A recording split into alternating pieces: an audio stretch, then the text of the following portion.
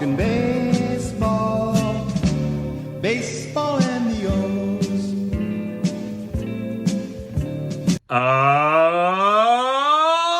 Welcome back, Birdland, to another episode of the Talkin Orioles Baseball Podcast. I am your host, Benny Becker. Thrilled to be with you, gang, here today. Got another fantastic episode on our hands. We need to catch up and run you through and recap the Toronto Blue Jays series that we are coming off. It was supposed to be a 3-game set, ended up just being a 2-game set. We will touch on all of that. We also want to kind of give you a quarterly report as the first quarter of the MLB season is in the books. Gang, it is unbelievable that we are already a quarter of the way through the season, technically a little over a quarter of the way through the season, as the Orioles have completed 41 games up to this point, and it's fantastic. On our side, from the podcast side, this is our 25th episode. Couldn't be any happier with the direction we are headed, gang. I just want to say before we continue on with anything, how much it means to me with all the support that I have been given, this show has been given, all the tremendous feedback, the positive feedback. It is a beautiful thing, gang. And I love sitting here. I love talking O's.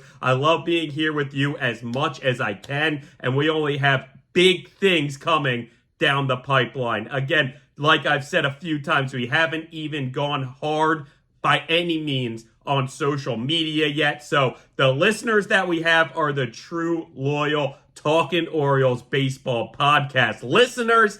And again, I couldn't thank you anymore. We have fantastic stuff coming up in the future. If you're not aware already, we're going to be taking calls soon. We're going to be taking fan questions soon. Hopefully we have some guests on soon. Everyone ranging from maybe Orioles beat writers and personalities to current and former players, maybe people in the front office, maybe people in the ownership. Who knows, gang? Who knows? Big things coming, though, and I love the direction not only the podcast is headed, but ultimately that our Orioles are headed. So thank you again. Before we continue on anymore, I just wanted to get that out of the way and say, truly, I love you guys. I appreciate you guys, and we have a great fan base already, and it's only going to continue building and building, and one day, too, you'll be able to tell everybody, I was listening on the first few episodes, gang. I know everybody's caught up now, but I've been here since day one. So I appreciate you,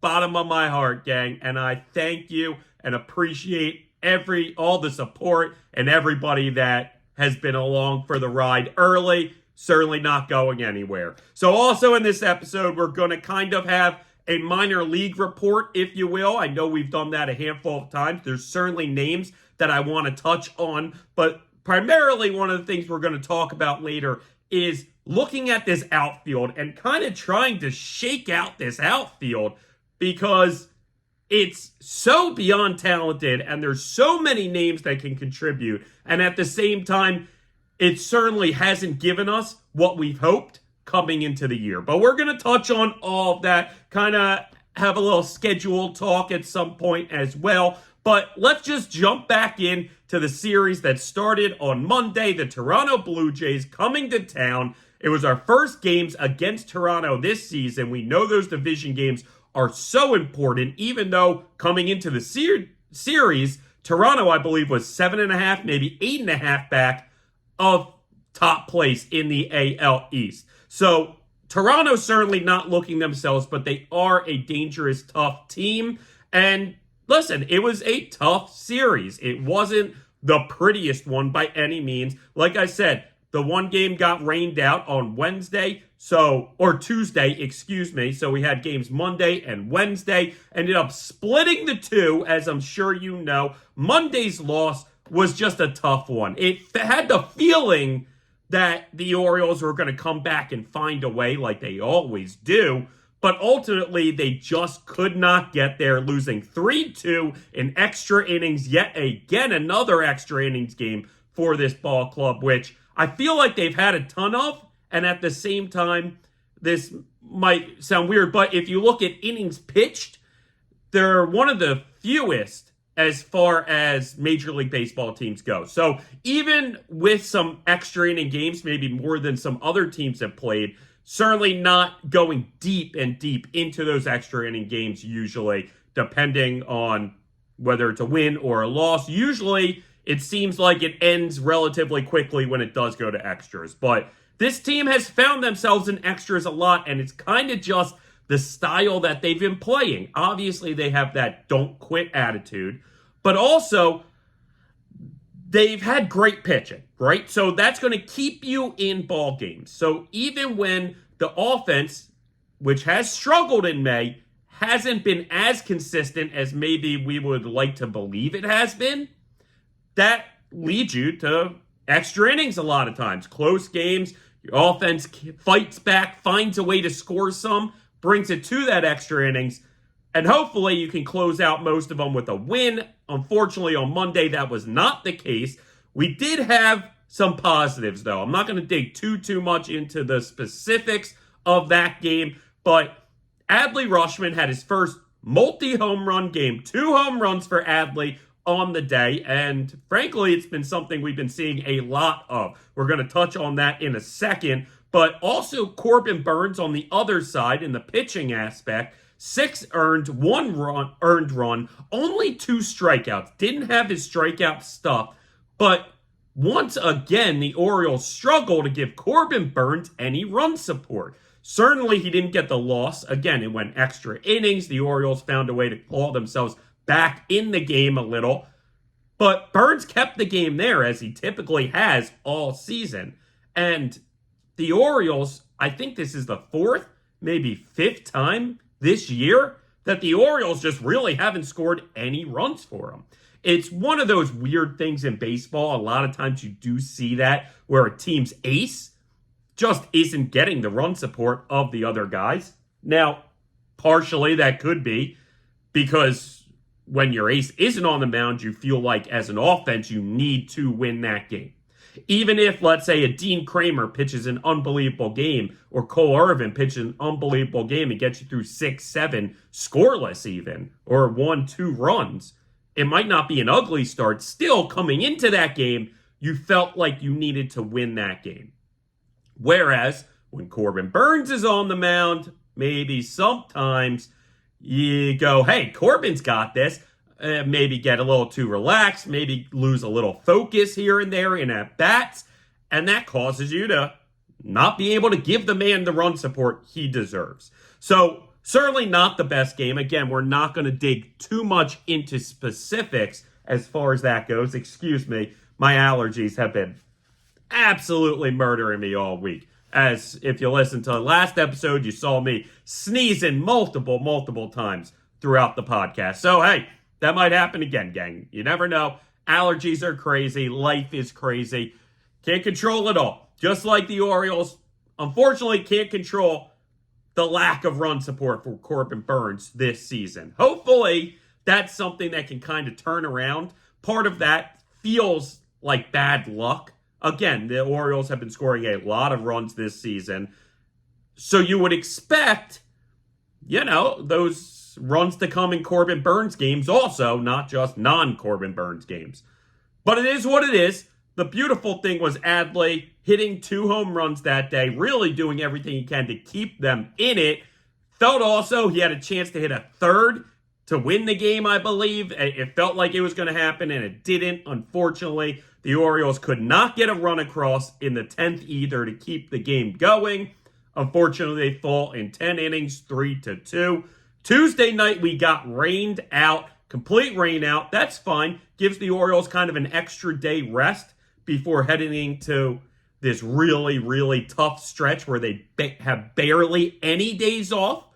And we'll go a little deeper into that if you're unaware of what's to come as far as the schedule. We'll touch on all of that. So the game ended up becoming a doubleheader, not on Wednesday, but on July 29th. Actually, we talk about plans in the pipeline and things we're working towards. I really have the idea because it's a 1 ticket, gets you both entries. I don't think they even have to clean out the stadium sort of thing. Well, they'll go and clean out the seats sort of thing, but I don't believe they'll kick people out of the stadium that day because it's a one ticket gets you both.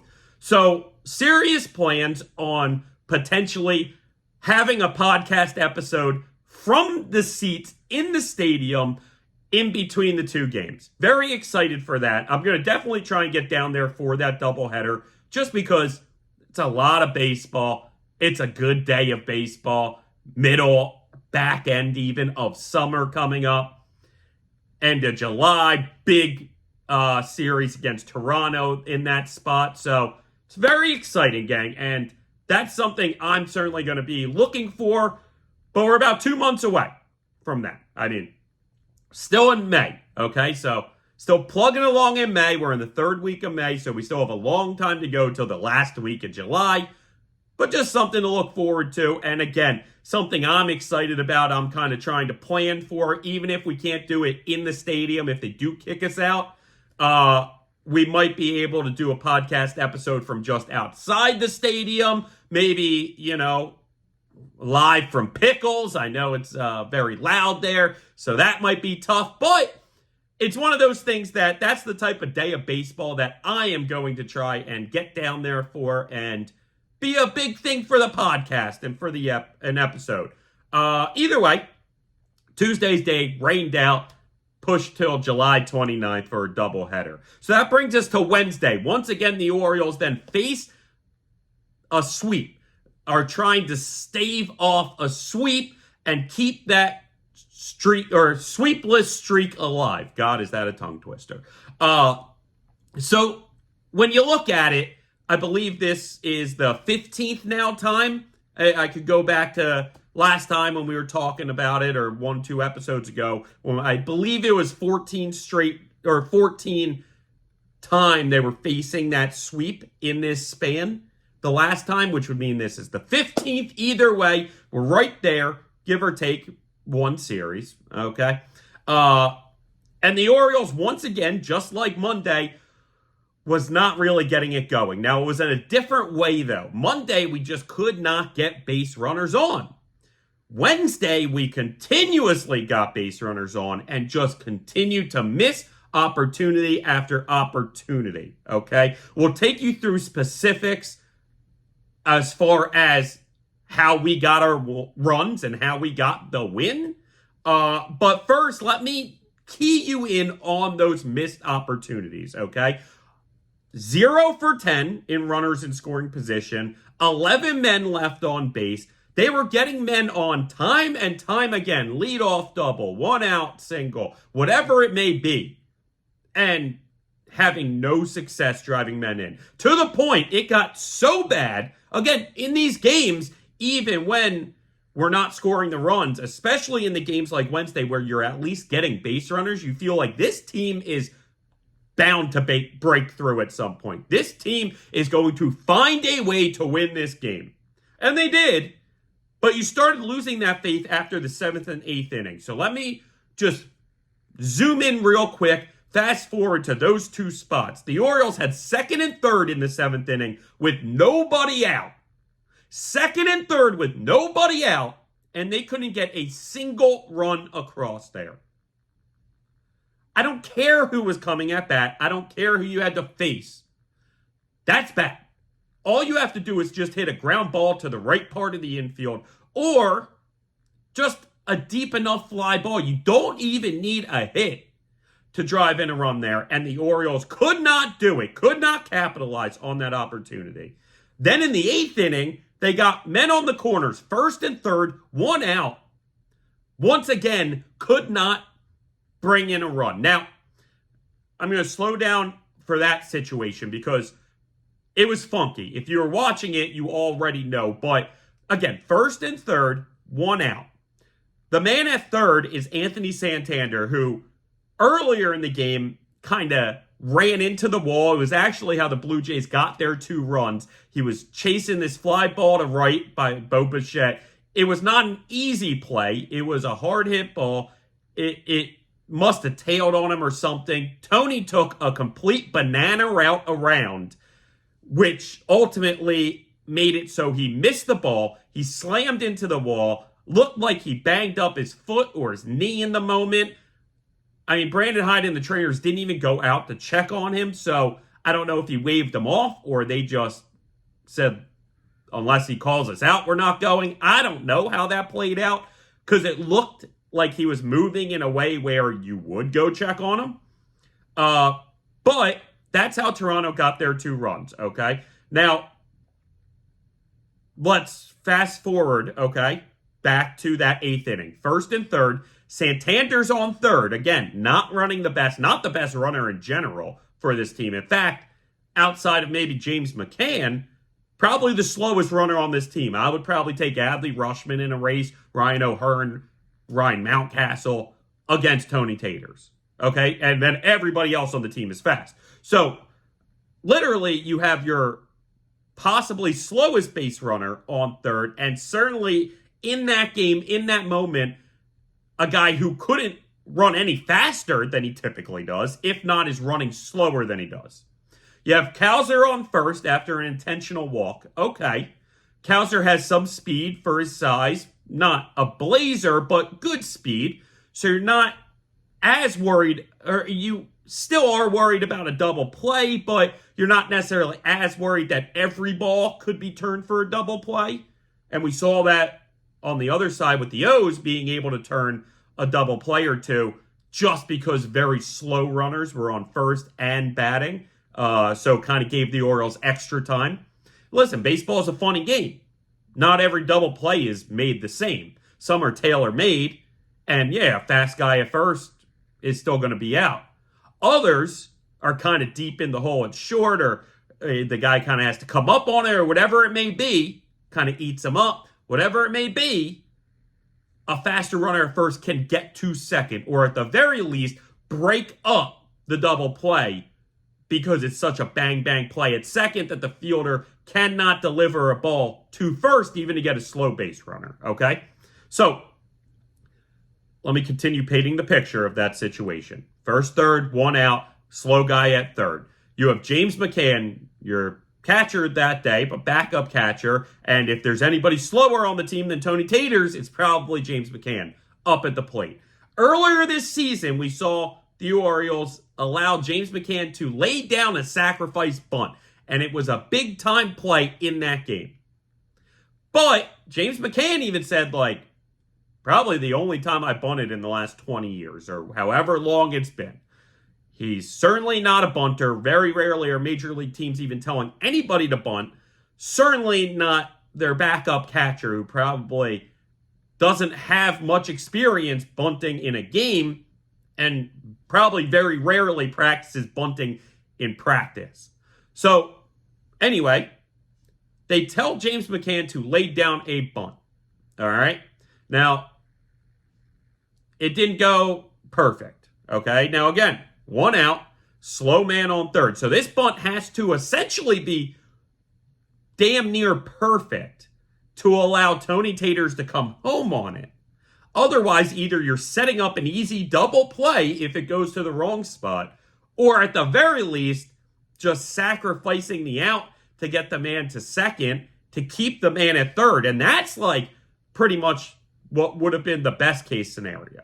Okay? The true best case scenario is, yes, the perfect bunt that allows Santander to score.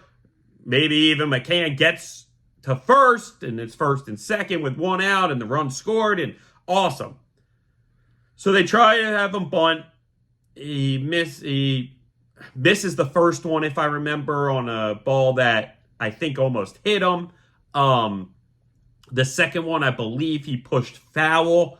And then with 2 strikes, they keep the bunt on. Now, if you're unfamiliar with baseball, if you're bunting with 2 strikes and you bunt it foul, you're out. It's not like swinging away where you can foul off 1.5 million pitches with 2 strikes. As long as you keep fouling them off, you're still alive. No. If you bunt with those 2 strikes and it goes foul, done.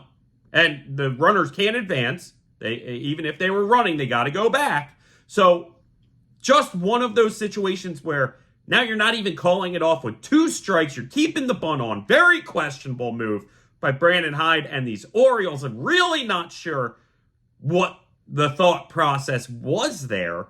because McCann has been pretty solid and pretty clutch most this season. Surely he hasn't had the best week or two, but still, you trust that you want to trust in your guys. Like, that's what they're there for. And we talk about this catching duo being the best in baseball, and part of that is James McCann. And he's not there for his bunting. So, again, you only have to drive it to the outfield to score a run. Taters might not be moving fast, but as long as it's middle to deep outfield, he has a good chance of tagging and scoring on that, right? So, the Orioles keep the bunt on. McCann gets the bunt down, going down the right, or the first base line, excuse me. And the ball looked like it was about to go foul. So that would have just been, you're out, guys, go back to the base. Okay, but Vlad Guerrero, who played a great defensive series against us, and really, I think, has been doing very good defensively this season, despite the fact that his offense is still slacking. Slacking, I kind of combined them, I feel like. Neither here or there. Vlad comes up on the ball, charging, grabs it in fair territory, so the play is live now, guns it to home to get Santander. And Santander was absolutely out by a foot or two, okay? But ultimately, Santander, or the tag missed Santander, okay? He was called out. They reviewed it. And the way that MLB review is working this season is probably the way it should be, unless it's crystal clear and you get the perfect image, you're not going to overturn it. And that's probably how it should be in the game of baseball. Unfortunately, there wasn't the perfect angle. It did look like there was a good angle that showed that the tag just missed them. And, you're hoping that they rule that Santander was safe. Unfortunately, that's not what happened. So the bunt goes for naught. They end up getting out the next batter. Boom, boom, boom. Just like that, the Orioles blew two unbelievable situations in the 7th and 8th inning to get runs. Excuse me. Now, you might be saying, Ben, how did they even get their runs? How did we win the game? Well, started out Jordan Westburg leading off the game with a home run. A Westy home run to lead off the game for the Orioles. First time ever that Westburg led off the game for the Orioles. Or in his career, since he's only been an Oriole. First time Westburg was leading off. Ended up having a tough day after that, but you still see why people are clamoring to keep him in the top of the lineup, whether it be the first or the second hitter, or, just right around that top. I think having Westburg up there is a tremendous thing. He still has decent speed, good enough for a leadoff hitter. It was actually the first time an Orioles player led off in their first time, or led off with a home run in their first leadoff at bat since J.J. Hardy. I believe it's happened like 6 times in Orioles history, but just cool because, again, Westburg and Hardy kind of have this pairing in myself and a lot of other Orioles fans' minds as looking very similar. Now, we talked an episode or two ago about how I believe Jordan Westburg is a better version of J.J. Hardy. I believe he's going to hit for better contact than J.J. Hardy. I believe he's going to definitely hit for better power than J.J. Hardy. And I would even say he has a better arm and better defense than J.J. Hardy. So I think they're very similar players to compare. And I believe Westburg's going to be the better version of what we saw with J.J. Hardy. Still very cool that was the last guy. So again, that was the leadoff batter for the Orioles. First batter of the game against Yasai Kikuchi, who the Orioles dominate usually. Didn't happen after that Westburg at bat. Kikuchi pretty much mowed them down. Again, getting runners on here and there, but just never being able to capitalize on it until the bottom of the 9th. The Orioles came in down 2-1. We get a leadoff single, followed by our man, Adley Crushman, coming through in the clutch, a walk-off home run for Adley. Absolutely beautiful thing. You absolutely love to see it. And yeah, it was great, gang. It was great. It barely got over the wall. In fact, a part of me thought that they were about, even after they dumped Gatorade on Adley and had the whole celebration at home, I thought the umps might call it back because of fan interference. I think the umps and the replay center might have looked also at the Santander one where they maybe thought he was safe but couldn't call it and said, you know what? Game's over. Orioles win. That was a home run either way. So Adley Rutschman with the walk-off home run, his fourth home run in the last 3 games. Absolutely love it. You also love to see him doing it lefty. It's funny, if you go back to our last episode on Monday, right? We were coming off that Sunday win, or that Sunday loss. And the Orioles, one of the few bright points for them in that game was the fact that I said Adley hitting a left-handed home run was a really good sign of things to come. Because up until that point, he had, I believe, 4 home runs righty, 1 home run lefty. His lefty stats were certainly dragging compared to his righty stats. And they weren't god-awful, but they certainly weren't great. Okay? And we talked about how getting him hot from both sides is really one of the keys to Adley's game, but also just this team. Keeping Adley hot at all times and allowing him to hit for power is a major, major X factor that most teams just don't have at the catcher position. So Adley hits the walk-off home run from lefty. All 4 of his home runs in that 3-game span were from the left side, bringing his home runs now to 5 lefty, 4 righty. You gotta love it. You got to love that Adley Rutschman at 9 home runs already through a quarter of this season, truly becoming the player that we know he is and we know he has been. You heard the Jays manager talking about how definitively Adley Rutschman will win an MVP at some point in his career. And this is the same thing I've been telling you folks and everybody else that I talk to about Adley Rutschman every single year. It's one of the reasons I'll continue betting it until it happens. And even an episode or 2 ago, I said Adley, while he might not be getting the MVP buzz right now, by the end of the season, when it all comes together and you're looking at the numbers as a whole, could certainly be towards the top, if not at the top, of MVP voting. It's true, gang. It's real. Adley Rutschman is yet another MVP that these Orioles have. So that's how the Orioles got their runs. A home run on the first batter and a home run with the last batter. So you might be saying that's kind of wild, right?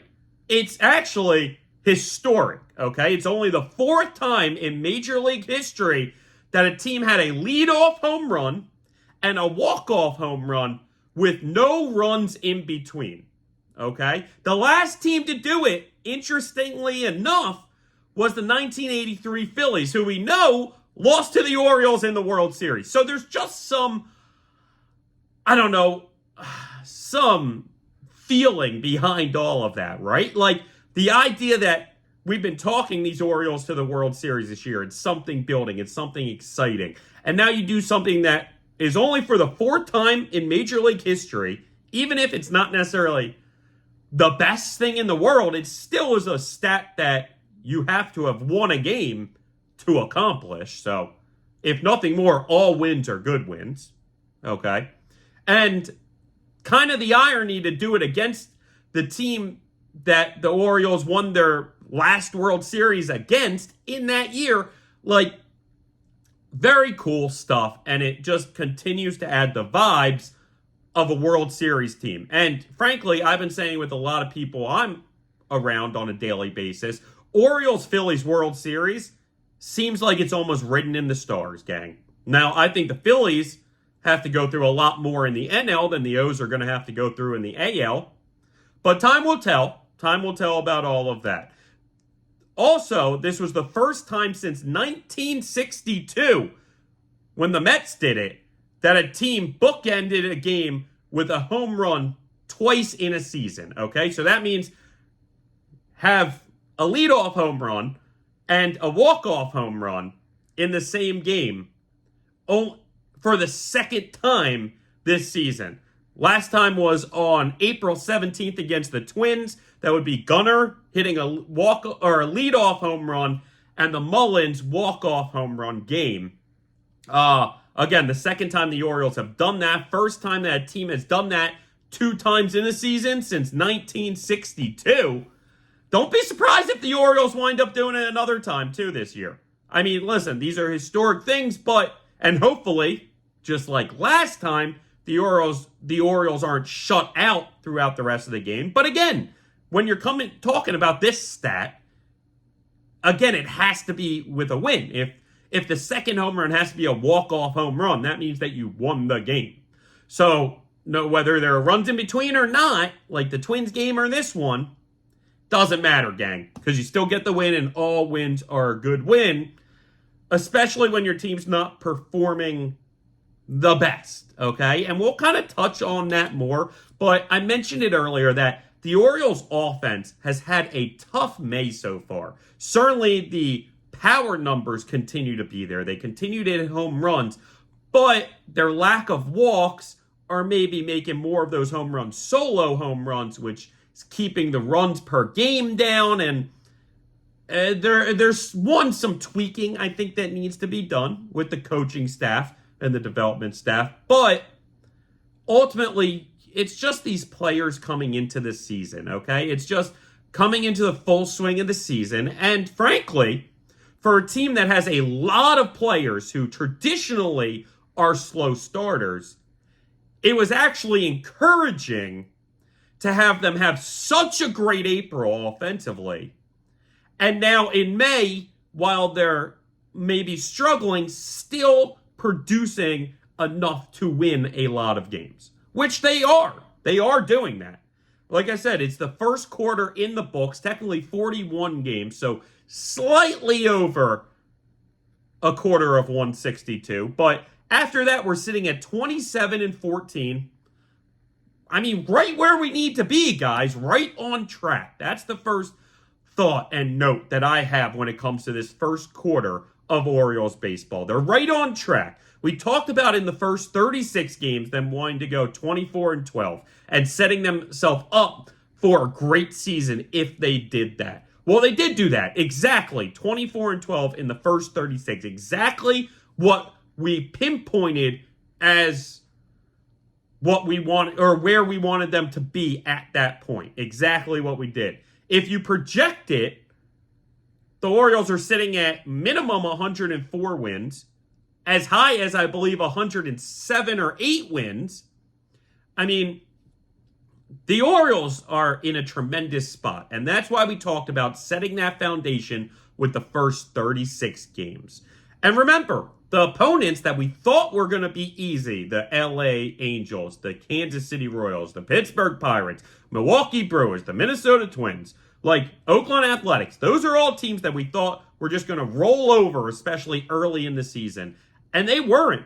They were playing better baseball than people expected, winning more games than people expected. You can even throw the Boston Red Sox in there, who we faced in the fourth series of the year, right?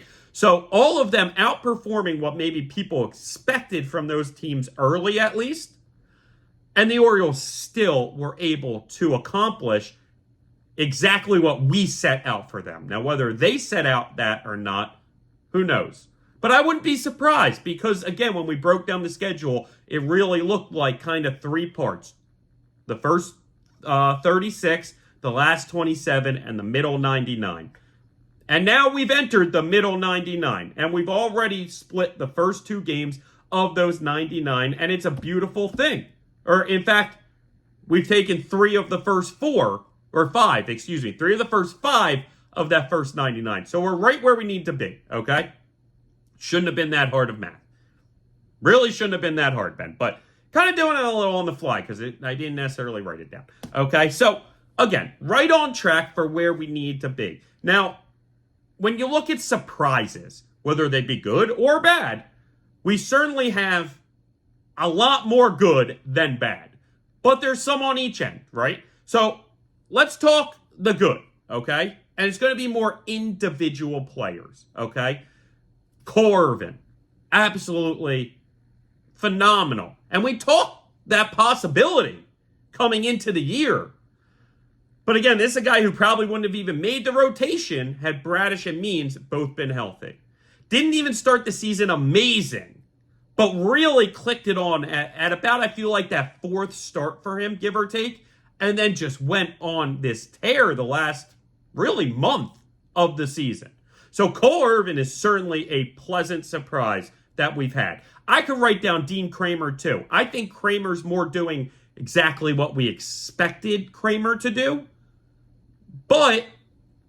and maybe expect exactly what we were hoping him to do, so maybe it's not a surprise as much as Cole Irvin. But Dean Kramer's been fantastic for this club as well, and really done a tremendous job. The next name is Jordan Westburg, and again, I'm not necessarily surprised. This is a player coming into the season, you can go back and listen to me say, is a surprise X factor to this team. Gets lost in the weeds and is really, really, really talented as a player. And one of the best hitters on this roster. I truly felt that.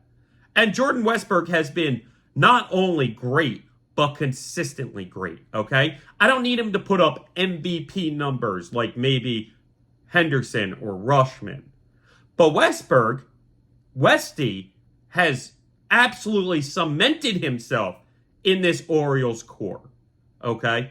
And again, maybe not the most surprising thing, but just because you're expecting it, just because you're hoping for it, doesn't mean that it's going to happen. So it is somewhat of a surprise to see just how talented and consistent he has been for us this season. And I don't see it going anywhere just because of how simple his swing is, how he keeps it simple. He's stood a little higher this year, giving him a little more of that power. And it's showing because there are times where he hits that ball, and if you just froze it off of how he swung on contact, you'd be like, oh, might be a hit. Looks like a hit.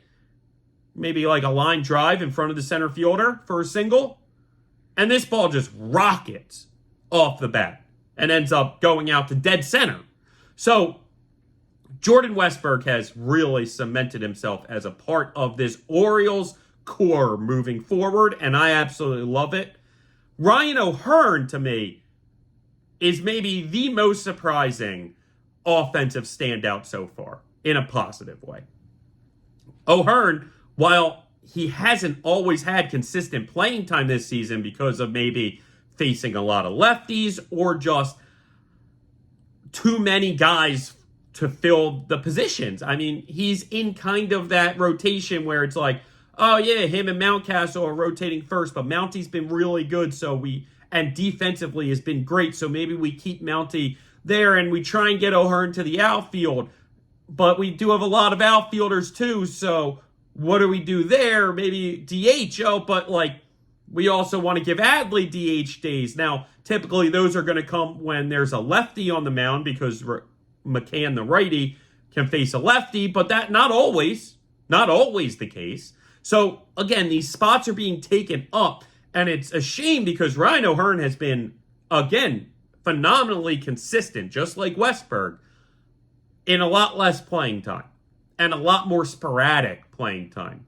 And it's something that I think is going to potentially change moving forward. And we'll get to that in a little bit when we talk outfielders, because I think that there is a path for Ryan O'Hearn to start getting damn near everyday reps in right or left field. It's possible, gang. So we'll see about that, but certainly he has been a very pleasant surprise. And when you look at his metrics across baseball, they are all very much towards the top, which is beautiful. Now, a couple other pitchers that have been great surprises. Keegan Aiken has been one of the most dominant lefties in all of baseball this year. And he's a guy, if you go back to our spring training episodes, I was probably more often than not predicting that he would not make the team. And even though he had a good spring and when it looked like he was going to make the team, I said that don't be surprised if we see what happened last year to Keegan Aiken, where has a great spring, makes the team, falls apart in the regular season and disappears. Hasn't been the case. Hasn't been the case. And Keegan Aiken is quickly becoming one of the most trustworthy names and the guy you want to see getting brought to the mound in the toughest situation of the game. And I love Danny Colomb. If you put a bullet or a gun to my head and had to pick one, I'd probably trust Colomb more than Aiken. But boy, has Aiken made that very, very close. And that's only a benefit to this club as a whole. Having two overly dominant lefties in the pen and reliable and trustworthy and consistent. It's great. Huge. Now, the next one is completely a surprise. This is a guy we talked about in spring training because of how great of a spring he was having and how there was this buzz around him. And he didn't ultimately make the team, but it's somebody that we talked about. Hey, be on the lookout for this. I would have never seen Albert Suarez having the type of consistently great performances time and time out, whether it's in the rotation or in the bullpen, as he has had. Albert Suarez has cemented himself in this bullpen for probably the rest of the year at this point, gang. And for good reason. Like, he'll come in a game that maybe is getting away from us, but still we have a chance, and put up 3 innings of scoreless baseball. He'll come in extra innings and make sure the other team doesn't get any runs to keep a game going. Albert Suarez has been absolutely phenomenal, and it's a beautiful thing to see. And it's really, if you want to talk the word surprise, like the definition of surprise, I mean, Albert Suarez has to be it. Because Cole Irvin, we knew out of camp, was making this rotation, and we said, there's some positives. Jordan Westburg, we knew was really good. Maybe not this good, but we knew was very good and consistent. And he's showing that. Ryan O'Hearn, we saw what he could do last year, so we were optimistic that he could keep it going this year, and he has. And Keegan Aiken, who was kind of a long-time top prospect for the Orioles, kind of getting lost in the weeds, starter, reliever, bouncing back and forth. Again, last year, had a great spring, made the team, got shelled, got hurt, ended his year. Like, that, yes, that's a surprise how dominant he's been, but it's certainly not a surprise that he's been a consistent major league reliever for us.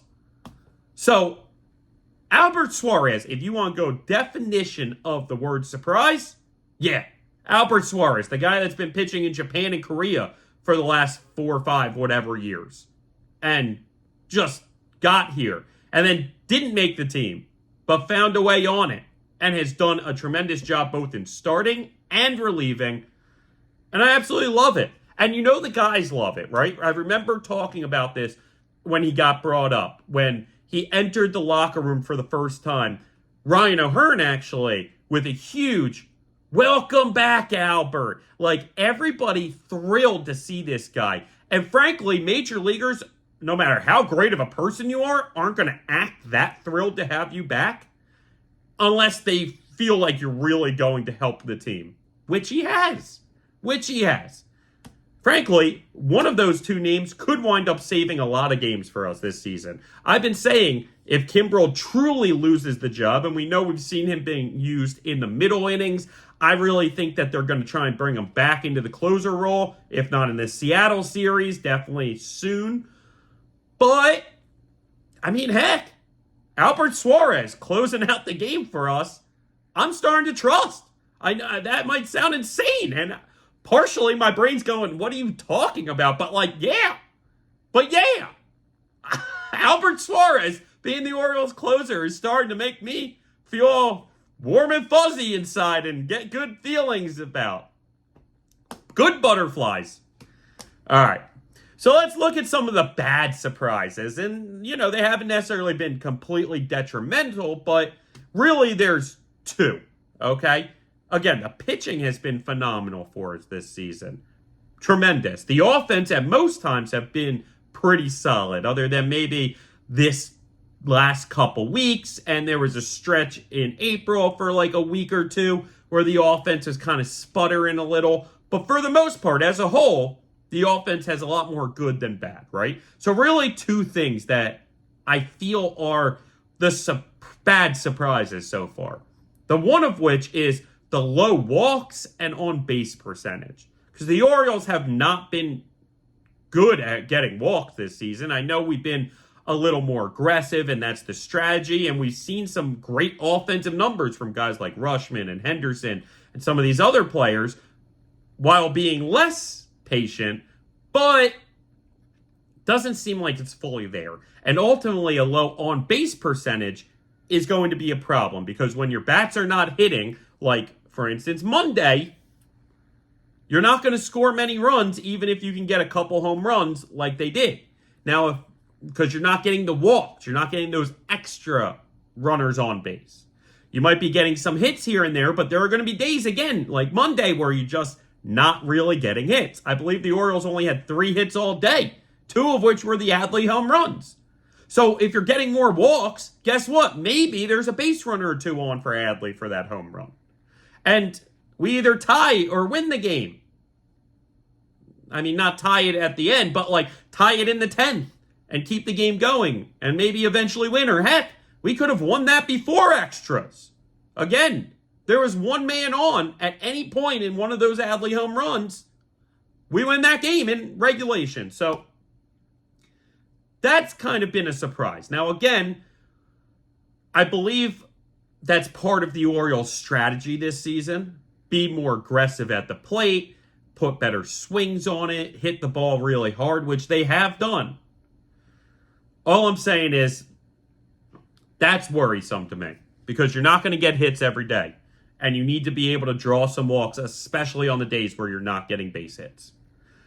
Now, really, the other one is the lack of production from the outfield as a whole. I mean, we talked Ryan O'Hearn having great production, and he has. But he hasn't had the most playing time out there. Colton Cowser had a great stretch, had a great run for a little, but ultimately has cooled off tremendously since really major league pitchers are feeding him breaking balls and the changeups, which he's really struggled on. Also, facing a lot of left-handers in that span, but part of that, listen, you can find ways to get him days off against the lefties that he's been struggling on. So, and they haven't, really. They've been keeping him in there.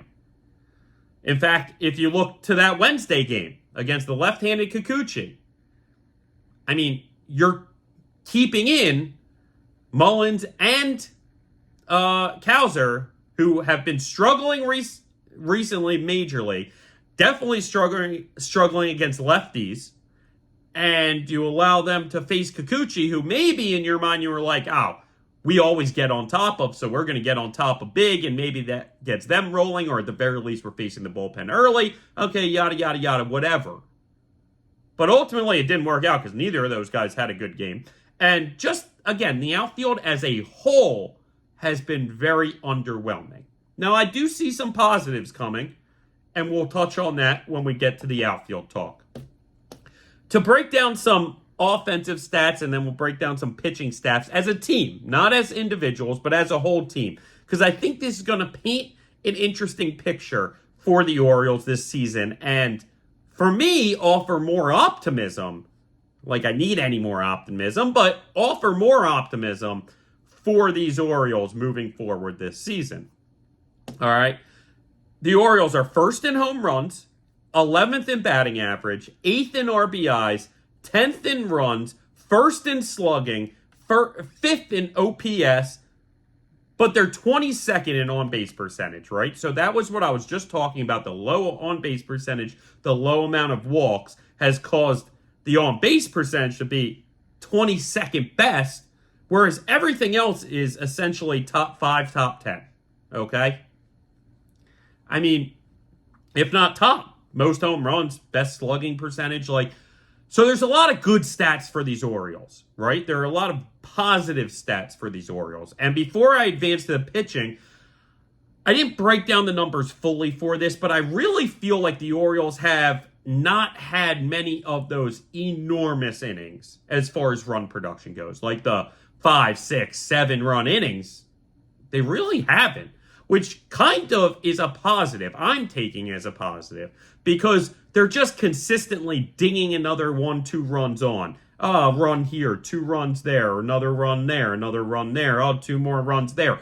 And it just shows you how productive this lineup can be as a whole, how dangerous the lineup as a whole is. And also just those big innings are going to come. So that's exciting. But we stay consistently just scoring runs. Now, not every game, obviously, but it tends to have that feel where we're just chalking a run here, 2 runs there, 1 run there, just moving along, adding little by little, which is a great thing. Because when we were facing the Diamondbacks, we talked about how they've scored so many runs in a few games. But mostly they're not scoring that runs at all. And when they have scored those huge scores, like they did against us the one day, they typically often come in like 1 inning. Like they scored 6 in the 6th in that 1 inning. Okay, so when you're viewing that, that is inconsistency. The Orioles, on the other hand, are pretty much the definition of consistency, just spreading them out, spreading these runs out, putting runs up, putting runs up, putting runs up. It doesn't have to be the most runs in an inning. Just keep tallying them up, and eventually you're going to win a lot of games, which they have. Now, the pitching stats as a team are phenomenal. Like, blow you back phenomenal. They're 5th in the majors in ERA, 2nd in WHIP, 4th in batting average against. Now, they're not getting a ton of strikeouts, only 22nd in the league in strikeouts, but that just goes to show you how talented these pitchers are. Because even when they don't have their strikeout stuff, even when they're not mowing guys down, like we see so often in the majors today, teams rely on, ultimately these Orioles are still getting out of innings. They're not allowing runs. They're not allowing walks. They're not allowing hits. Like, they're doing phenomenal stuff. And you have to love it. So, in conclusion, when I look at those and I kind of dig into it, right? This is often around the time, Preakness week, that I really dig into this team, okay? I've done it a lot of seasons. And you kind of see whether it's been a good start or bad start, record-wise. You kind of see how the team's playing. And you're able to kind of project, right? So, let me take you back to the end of the last Orioles run. Okay, when they had that great stretch from 14, 15, and I think 16, they kept it together. So we're probably going on 2017, if I remember, maybe 2016, whatever that last year was, right? I've told this story before, but they started out pretty hot, right? And pretty good. Coming into the year, though, I didn't have a good feeling of it. Now, again, I'm very optimistic, I'm very positive, but I'm very realistic too.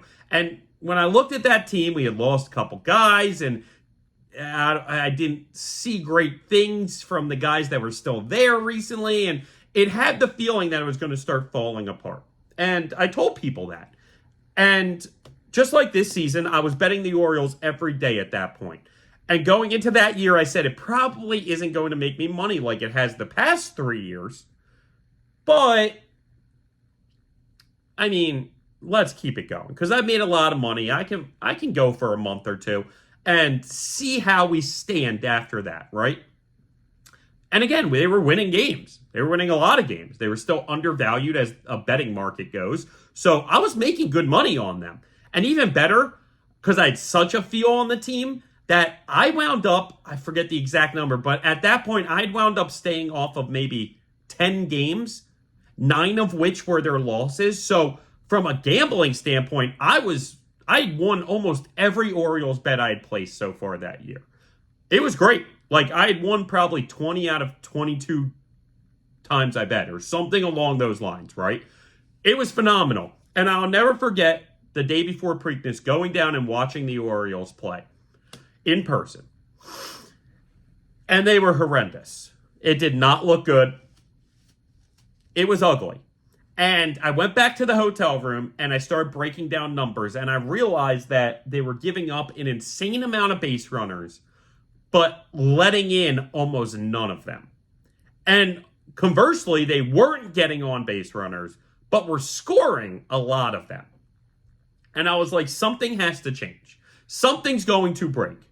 Whether it be their ability to drive in the little men they have on and keep out the men that the other team have on from scoring, or they were going to allow less men on for the other team and get more guys on themselves, and so then the runs could stay similar. I decided on that day that it's not going to go positive. Like, this team is about to bottom out hard, and I'm done betting them. And I did. That was the last day, and I even had a win that day. If you go back to that Preakness, or day before Preakness game, I won. The Orioles won that day. And I said, I'm done. And I was right, because if you look right after, they went on a huge losing streak. Lost 10 of 12 or something like that. And then they went into the shitter and they were dead up until we see this rising that we have now in front of us, right? So I tell you that because I think this is a good barometer to kind of gauge on.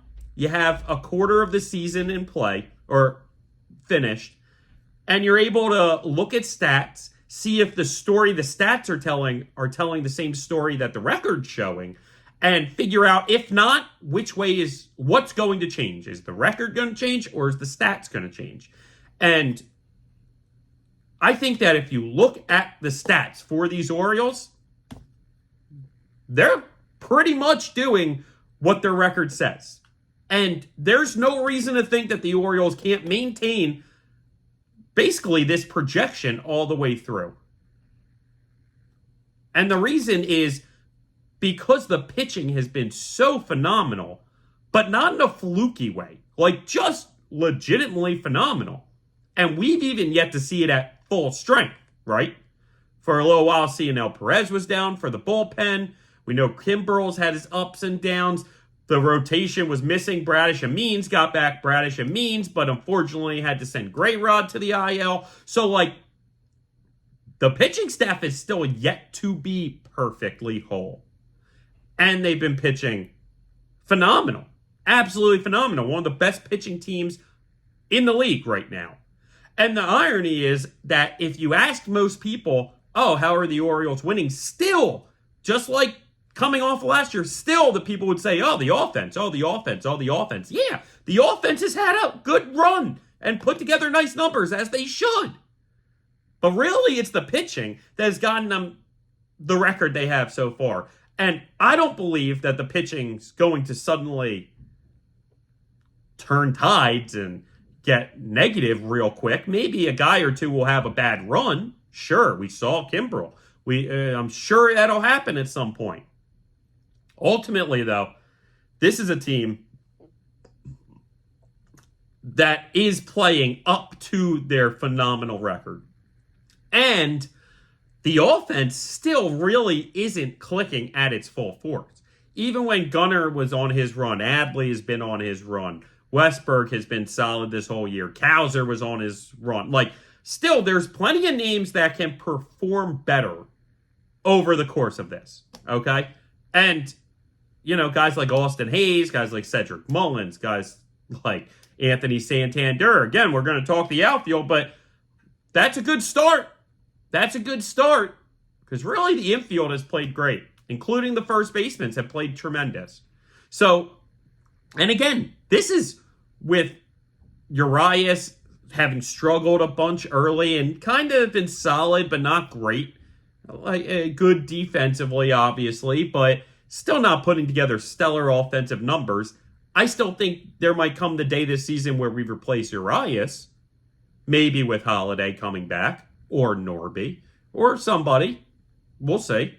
And Mateo has performed very well so far. I mean, listen, he's not batting like 350 or whatever he was in the first month of last season before he completely fell off a cliff, but I don't need him to bat MVP level if it's going to be followed by falling off a cliff.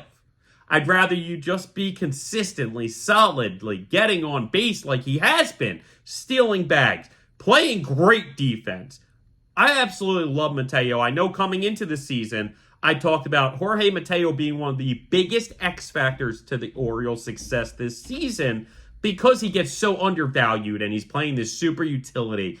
And he does have that speed and defense, and we see him continuously getting better at second.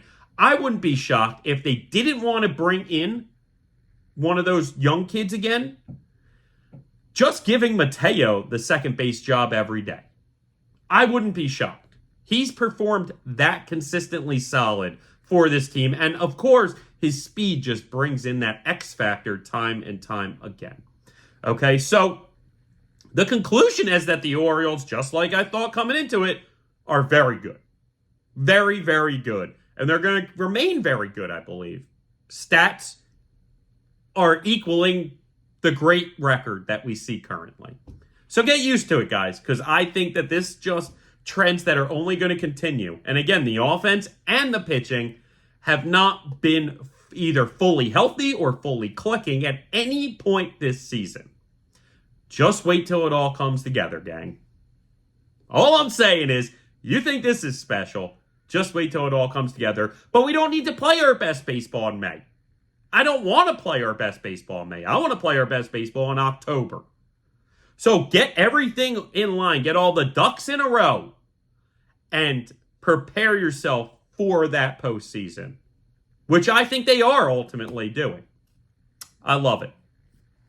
So the next thing is a little, report from down on the farm. Talking to some minor leaguers. Most of them we've been talking about. But Holiday is heating up again in the minors. Just had a multi-hit extra base hit day. I know a home run leading off the game. Holiday has been phenomenal since he went back to the minors. Maybe not right away, but starting to pick it back up. And it's really encouraging because, again, we feel like he's concentrating on now what he needs to succeed when he gets back to the majors, which I still believe could very well be at some point in the near future. Maybe not this week, maybe not this month, around All-Star break in July. Doesn't sound crazy to me by any means. And again, I'm no expert, but I truly feel like when I looked at his most recent leadoff home run, his leg kick is down a bit, okay? And I think that's what he needs to do. When he was this whole career, he's had this big leg kick. Got to the majors, kept the big leg kick, and it seemed like he just wasn't on time ever. So you eliminate some of that kick. It seems like he still has it. I think eventually he might move away from the big high leg kick in general. But listen, I'm not going to retool the whole kid. He's been a phenomenal player in his whole life up until the point that he got to the majors. And I think once he gets back to the majors, knowing what he knows now, he'll continue to do better. Less of maybe a spotlight on him, less pressure. I know I was hearing guys talk about how major league veterans, about how they've never seen anything like it when he came up. Just cameras everywhere, media, interviews, people following him. Every single at bat, broadcast, the first 2 games of his career broadcast on MLB Network. So just one of these things where Holiday's starting to heat up again in the minors, and it's a beautiful thing to see. Whether he comes up sooner or later, he will be up again, and all he has to do is just work on what he has to learn and improve on. And I think he is. Let's talk about guys who struggled a little when they got up to the majors, this season at least. Heston Kjerstad, who was the April minor league player of the month in the International League, came up, didn't really have any consistent playing time, very sporadic. We kind of talked about how it was almost a dead position on this roster having Heston there because there's just no room to really give him the everyday at-bats like they gave Holiday when he came up. And I'll touch on that point in a second because I did read an article that our good friend, family friend Gunk sent to us the other day. And it's an interesting point, but I'm just not buying it in general. So Heston on the first pitch back that he saw, went Yahtzee. So, listen, Heston will be fine too. Just have to, timing is everything in life, right? Just has to find the right time that it all syncs up to where we can give him the playing time and he's playing well. And frankly, had he come up and played really well, he would still be up and Kyle Stowers would still be down. Like, that's what it is. Or maybe they wouldn't have activated Austin Hayes right away because it seems like he might not be fully ready to go, or maybe he wasn't last series when they brought him back. It's kind of surprising when he wasn't in the lineup against a lefty, and then they give him a pinch hit, he hits a double, and then pull them from for Stowers for a pinch runner instantly. It was goofy. So I'm not quite sure what to make of the Austin Hayes health. But essentially, if Heston was able to hit these home runs in the majors in this opportunity, he would have stayed. Now, some might say, hey, had he had the consistent playing time, he would have hit those home runs in the majors. Maybe, maybe not. Either way, this team is too good and too talented to truly allow Heston that spot when you have key contributors taking those spots already. It is what it is. When Holiday came up, they got rid of Tony Kemp. Urias and Mateo were in this reserve backup role. They had the availability to play him at second. If Heston played second, he'd be playing second every day, just like Holiday did. But he doesn't, and he can't. So, still phenomenal to see Heston homering on the first pitch back that he got. Now, Mayo, I think, had Kobe Mayo recently, I think he was 2 for 2, maybe with 2 doubles even. Ended up having somewhat of a collision, getting pulled for precautionary reasons. I haven't heard a report if he's injured or not. I want to believe that he's not. I know Kobe Mayo is a name that everybody's clamoring for to get up in the majors as well. That is similar to Holiday, a position that if they did bring him up, he could be given essentially an everyday role right away, whereas Heston can't. Again, Heston doesn't play second. He doesn't play third. He plays corner, outfield, and first base, and we have a lot of guys getting reps at corner, outfield, and first base right now. So when you come up, listen, when you have your moment, it might not be a big moment, but you have to take advantage of it. And while he didn't look horrible, he certainly didn't capitalize on the moments he was given. Now, another name I just want to throw out there, I encourage you to look it up right now. It should be on MLB.com for the Orioles, but outfielder Matthew Etzel. Very, very interesting story, kind of roundabout path to finally get to real professional baseball. And just one of these stories where the guy just never stops quitting, or never stops and doesn't quit, doesn't listen to maybe what people are saying. And the Orioles might have found themselves yet another gem in this kid as he continues just to tear the cover off the ball in the minors. Now, I believe he's still in single A, so we're not going to see him in the majors this year, okay? But I highly encourage you to check out the name Matthew Etzel and check out the story right now on MLB.com. And it's just one of those cool baseball stories, man. Baseball always gives you these underdog stories and overlooked player storylines. And it really seems like a kid who had it all kind of click together at some point. And since then has really just been on a tear. And the Orioles find themselves yet another gem in their prospect pool.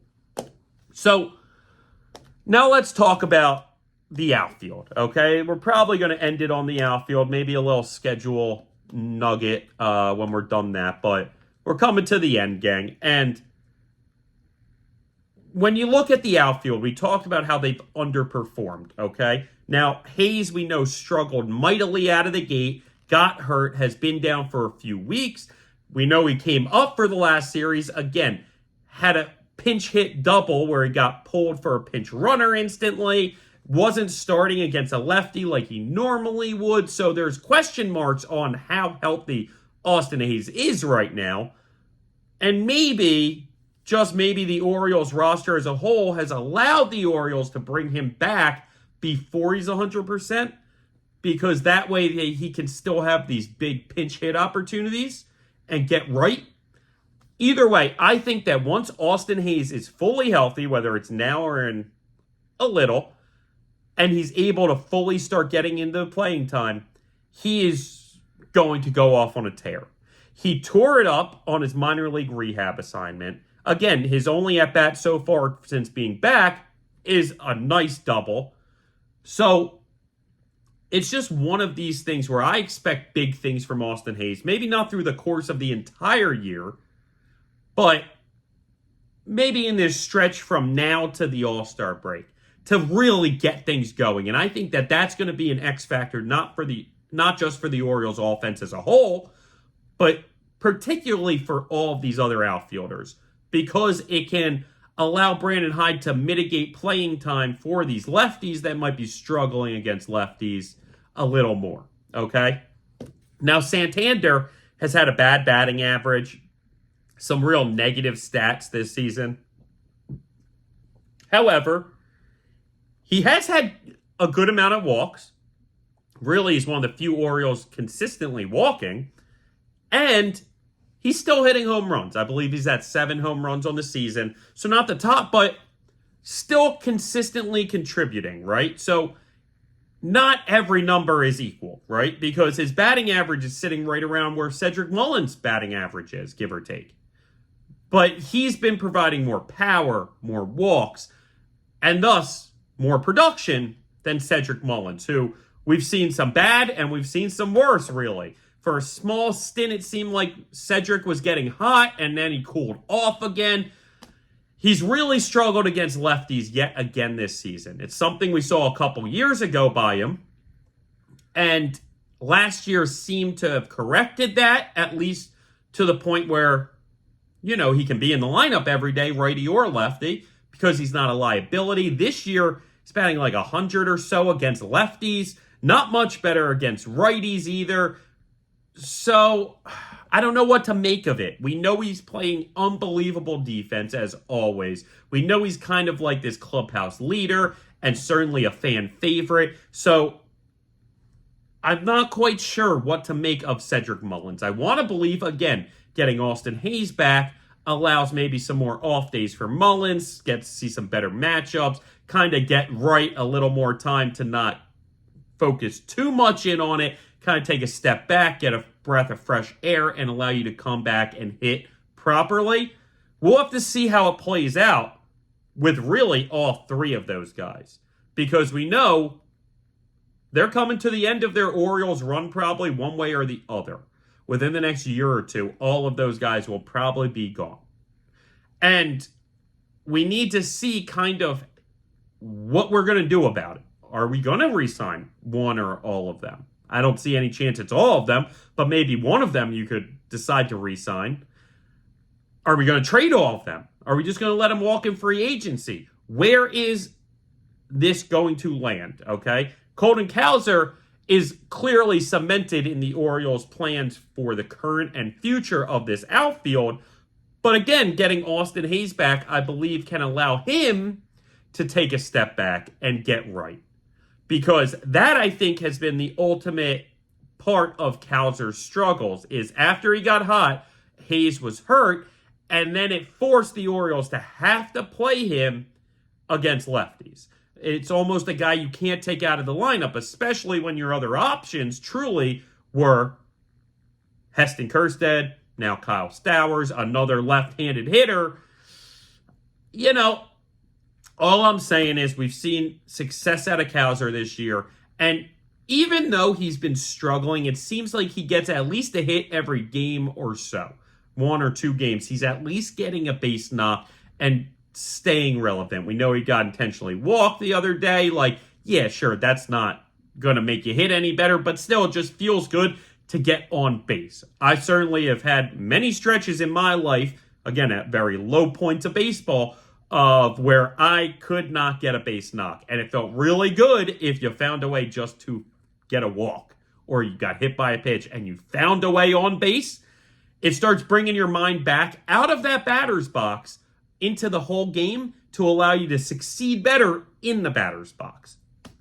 Now, Ryan O'Hearn, we talked what to do with him, because where are we going to get him his at-bats? Because he's been one of the most consistently best hitters for these Orioles all season. And really, I think it might wind up in him pretty much playing every day. Like, whether it's left or right. I know the Orioles don't feel the best about him, especially in left, but he's shown the ability to play a decent outfield, okay? He doesn't have blazing speed, so he can't get to all the balls, but he's shown a good feel for it out there, having good reads and whatnot. And the way his offense has been playing, I don't see how you can consistently keep him out of the lineup when it comes and yet you're playing lefties like Mullins and Cowser that have been struggling. And if Hayes comes back and struggles, yet another guy. And if Santander continues to struggle, like at a certain point, you just have to say, O'Hearn's one of our outfielders pretty much every day, guys. And I'm sorry, but the rest of you are going to have to now sort it out for playing time like he was sorting it out for playing time. And if you perform like he did in sporadic instances or in sporadic opportunities, then you too can get your playing time back, gang. Just that simple. Now, outside of them, we know Mateo's helping, which is nice. But certainly now that there are 5 outfielders, there's a lot less of a need outside of, roster manipulation. When you put in this guy, take out this guy, you start manipulating your lineup from the get-go. Maybe you wind up bringing Mateo in to play outfield or move him from infield to outfield to put somebody in the infield to replace him, whatever it may be. I love Mateo. I think he's an ultimate X factor in this super utility role for these O's. Ultimately, though, it is what it is, gang. And these Orioles are going to sort themselves out as it keeps going. But the outfield as a whole is a group that we felt like if they were playing their best baseball is one of the best outfields in baseball. But we also kind of saw the possibility that maybe it needs some retooling, and we have the pieces to retool to make it a great outfield. But maybe the 3 that we're counting on, Hayes, Mullins, Santander, are not really going to cut it for us anymore. And I still think it's too early to tell. I really do.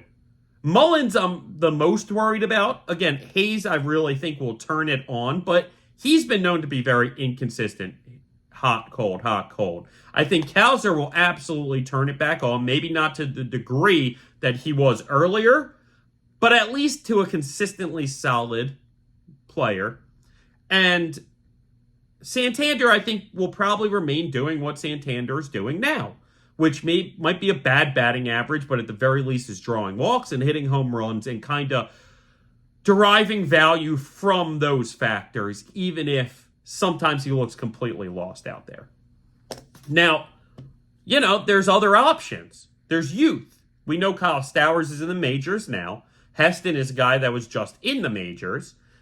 Ryan McKenna was just up for a little bit, showed some promise. And I love Ryan McKenna. We see that he's been able to be consistently solid for us. And now all these guys we can bring up and down with our pleasing. So we can kind of tailor it to the situations we find, the series that we have coming up, the matchups that we have in front of us. Also, don't be surprised if maybe even a name like Connor Norby, who I know plays corner outfield, can find his way up. Kobe Mayo, we know, have been talked about being athletic enough to play the corner outfield, so that's a possibility. Then you have names a little farther down the pecking order, mostly in Double-A, Judd Fabian, Dylan Beavers. These are guys that the Orioles drafted highly a couple years ago and have been performing pretty well. So it's interesting if the Orioles might be having a clock on them that's a lot quicker than maybe other people feel to them to get to the majors and contribute. Another name is Enrique Bradfield Jr., who was in spring camp for us. I'm not exactly sure how his offensive numbers have been, but Bradfield at the very least will be another electric outfielder defensively and on the base path. So if we just want to play complete, hypothetical, let's say the Orioles decide the time has come with Cedric Mullins and we find a new home for Cedric and move on from him. there's a chance that maybe we value Bradfield's defense and speed as a reserve role to bring in at times and utilize when we need to. And we don't have to worry about getting him the at-bats that maybe we would when it comes to Heston, when it comes to even Stowers, when it comes to Norby, when it comes to Holiday, when it comes to any of these guys. We can allow a guy like, let's say, Ryan O'Hearn to take everyday reps now. Not at center, obviously, but we move either Hayes or Cowser to center, keep O'Hearn in left, and then out of nowhere, that becomes more of your everyday outfield. And again, maybe a guy like Bradfield, even if his bat is not ready for the majors, plays like that Michael Bourne role where, listen, he might not be great at hitting right now, but if we need a bunt, he can do it. If we need a steal, he can do it. And if we need superb defense in the outfield, we know he can do it. So don't be surprised if that's kind of where it's headed. All right, gang? Now, one of the things I want to talk about before we wrap up is that article that Gunk sent me talking about how the Orioles are misplaying their prospects or mishandling their prospects in the calling it up, whether it was Jackson Holiday or really the article was about Heston Kjerstad, about how they didn't give him the playing time, the everyday opportunities like they gave Holiday, and this is not fair to him and screwing him up and maybe ultimately screwing up his future and his potential. I do not see that being the case. I don't. I just flatly disagree. At a certain point, these Orioles are so good, these guys understand I need to come up and contribute. And if I'm not coming up and contributing how I need to, they're going to find someone else because there's a lot of guys that can come up and contribute. Like, it's that simple, gang. So I kind of just wanted to get that out quickly about that article that Gunk sent me and say, I just disagree. I don't necessarily agree with that. It does suck because the idea that, yes, if we could get him every day at bats, maybe he would excel pretty quickly. And I think he might. Unfortunately, where are we giving it? Where are we getting it, gang? Unless we start making moves. And nobody wants to get rid of Mullins. No one wants to get rid of Hayes or Santander. We don't want to make these moves. So then where's the playing time going to come from, gang? If Ryan O'Hearn, who's contributed on par for the best Orioles this season offensively, can't get consistent playing time because of him being a left-handed first baseman and corner outfield, how the heck am I going to get Heston Kjerstad consistent playing time this year?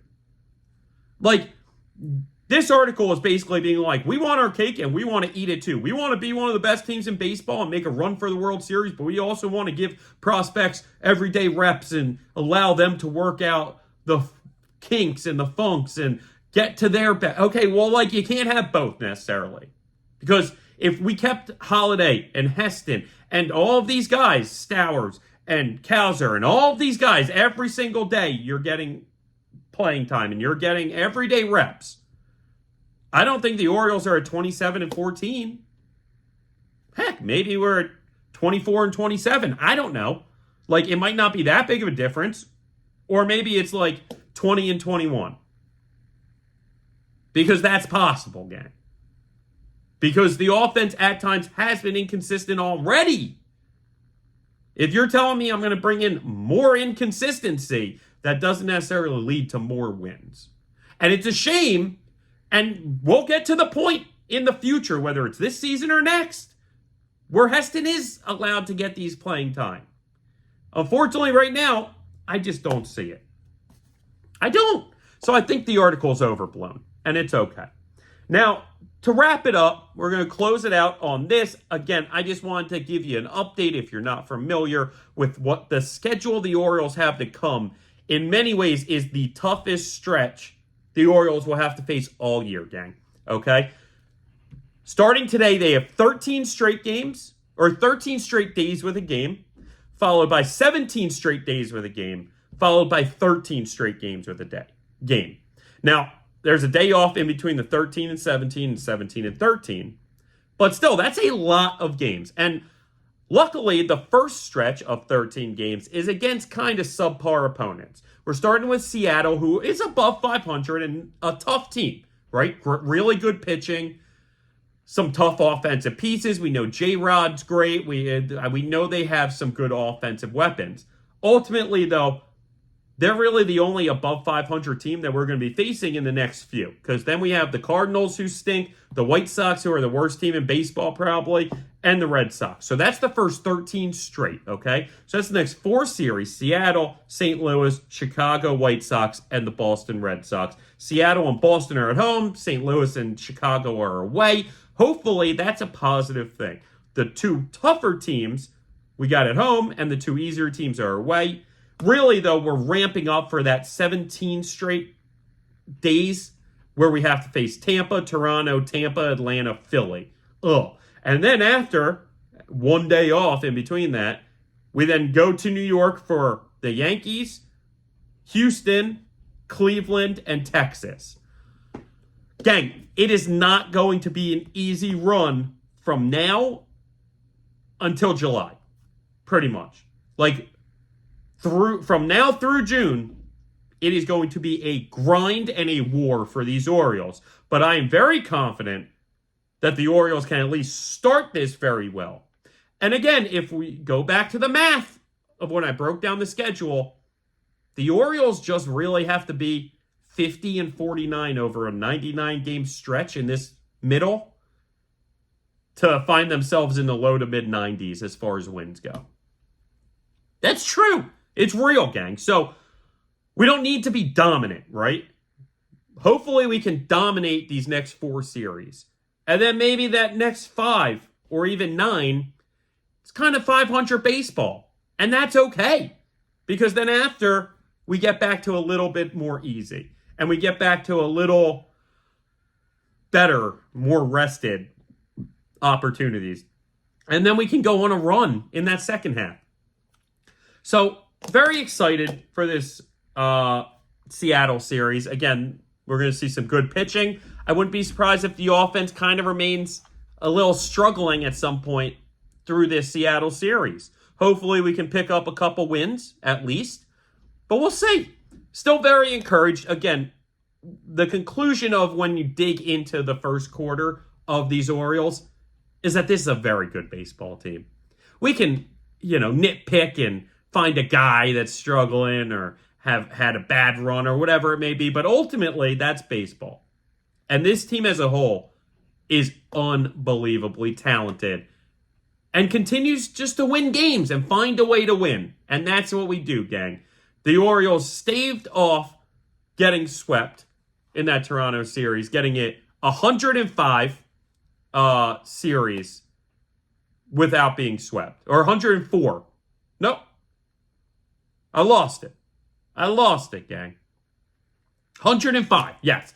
Tied third most all time. 105. Tied third most all time. And the last time they got swept was May 13th through 15th of 2022. So literally 2 years worth of baseball since the Orioles have been swept in the regular season. I know Chris Russo, Mad Dog Russo, wants to lose his mind about how nobody cares. Nobody cares about it because you got swept in the playoffs last year. Well, let me tell you, I care.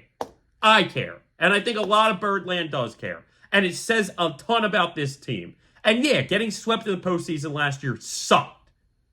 But it was a learning experience for a lot of young kids. And this team's coming back with a vengeance this year. So, ultimately, gang, great stuff. Very exciting episode. Loved what we just put together. And I'm very excited about the game tonight. So, till next time, gang, this has been the Talkin Orioles Baseball Podcast. Let's go, O's! Talking